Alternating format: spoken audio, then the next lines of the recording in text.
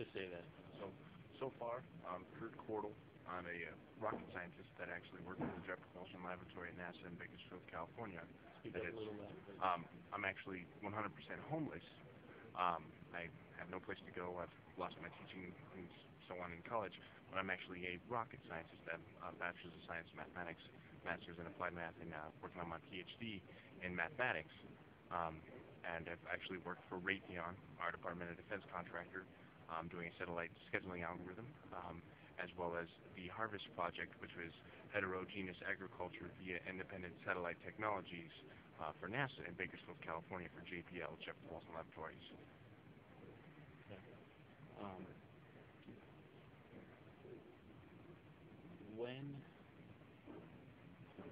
did you, I don't know where to start, I got so many questions. Okay, when did you lose your job at NASA?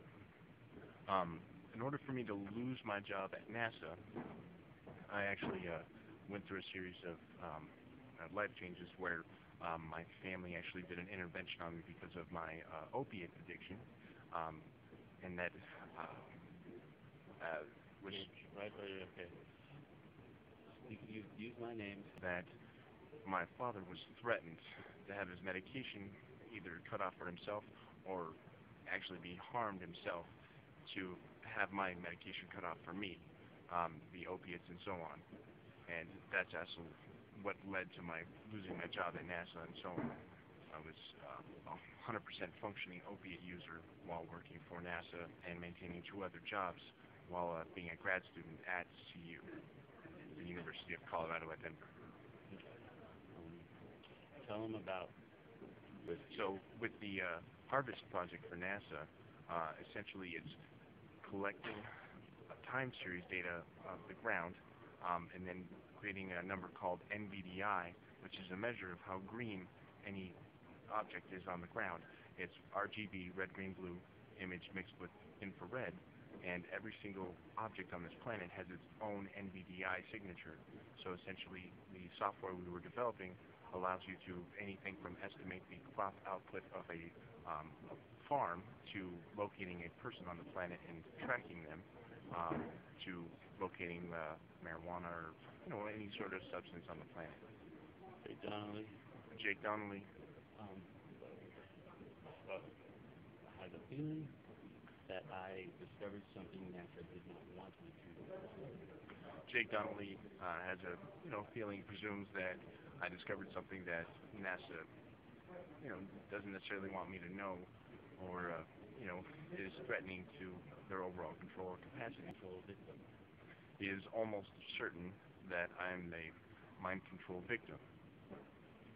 A program, MK Ultra, that he's referring to. Like, say the big things, like it's really. Okay, so recently I got done with the 185-day stay over at the Pueblo State Mental Institution because I was considered incompetent to proceed. I was lacking the intelligible character to protect myself in the court of law, whereby at that time I actually called the Federal Bureau of Investigation field office from the mental hospital and actually am recorded stating that I would take a 30-06 or a 30-30 and be the one to finally, take out Obama for the rest of us. Well, we don't know. I do not remember saying. However, I do not recall actually stating anything like that. I would later play the recording of me actually stating such facts as I was interviewed by the Secret Service at Pueblo State Mental Hospital. I was actually visited there by the Secret Service and then threatened that if I ever do so again, I will be subject to federal custody and moved to a federal prison. So you were psychologically manipulated while in school. That's what I think happened. So while being housed within Pueblo State Mental Hospital, as well as Fort Logan just prior to that, Jake Donnelly presumes that that was a location where NASA would have the ability to remove such memories, through whatever method they may have used. I do actually have some short flashbacks of being in a hospital room, staring up at the ceiling at lights, with surgeons around me, It's a, brief flash, but that would be the location where, memories were actually removed or altered. Okay. This is good. This is good. Yeah. It's, My information online as a real rocket scientist can be obtained by putting in quote marks, quote, KURT space CORBLE, quote, and you will see my name as published with the Jet Propulsion Laboratory at NASA in Bakersfield, California on their website, NASA's website, for the lead researcher, working with Caltech, so I'm obviously intelligible, as well as the satellite scheduling algorithm I published for Raytheon on the University of Colorado at Denver's website. These are, just known facts to back up my actual character as to who I am. I'm also a full ride Chancellor's Scholar to CU while maintaining a 4.0 GPA. I'm actually a 4.0 all the way across the board. Until my events with my father actually taking away the opiate medications that he had already been, that he had very willingly given to me since I ever asked for them.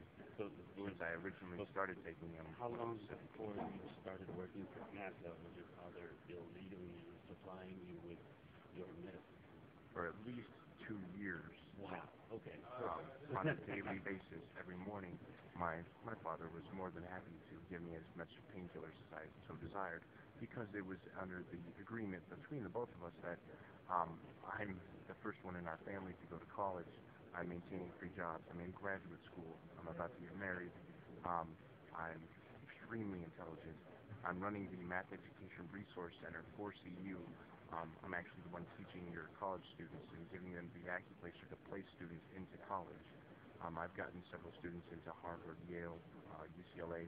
I also took my linear algebra from MIT, Massachusetts Institute of Technology. Quite accomplished. However, all of this came to a very, very, very quick end as soon as my family did the intervention and the medications were withdrawn. How long were you working for NASA? How long have you had your job before your dad allegedly decided to cut you off from your necessary medication that he knew you needed? Okay, so less than 8 months into the project for NASA, did all of a sudden my father deem it necessary that he informed my mother that I was taking painkillers and thence losing my ability to have the medication I needed to function at the time. Did your mother do you think your mother, was she educated about opiates? Does she know what happens when an opiate user doesn't get what they need? Does she know? Does she just think you're using them to be irresponsible and get high? Does she? Unfortunately, my mother and family altogether was 100% ignorant to the consequences of withdrawing. Except your father. Except my father. Who adopted you. Who also is actually my adopted stepfather. Okay, so he loved you. Why would he wouldn't really want to do that to you? He is a very loving, father. And, Jake presumes that, given my circumstances and his position in my life, how could he possibly ever make that choice? Without someone threatening his own well-being or that of our entire family. If he was still alive, I bet. With absolute certainty, I now know for an absolute fact, beyond a shadow of a doubt, that as a professional, a scientist, an accomplished researcher, and I'm actually a research assistant, an RA, I'm absolutely certain that the human body and memories, every aspect of our being is able to be manipulated, either through some sort of biomechanical mechanism. Basically, we're essentially a ghost in a shell, just like the example of being that my consciousness is not unique to this body. In other words, there could be other bodies looking through this eyes at the same time. As I'm just a passenger in this vessel. Well, do you think these bodies looking through your eyes right now are the ones that did this to you, or do you think this is something we all have right now? As simple as a sleeper. For instance, if you were to fall asleep, and imagine your body being remotely controlled through, let's say, a Tron-related environment, just meaning a transference, your body can be manipulated just like remote control, and, completely activated while you're in a blackout. So, do you haven't had any like call the FBI and threaten? The one prominent example of where I know for a fact that I was being manipulated is while standing in the courtroom for a trivial charge. I believed that I could speak in Latin to the judge in front of me.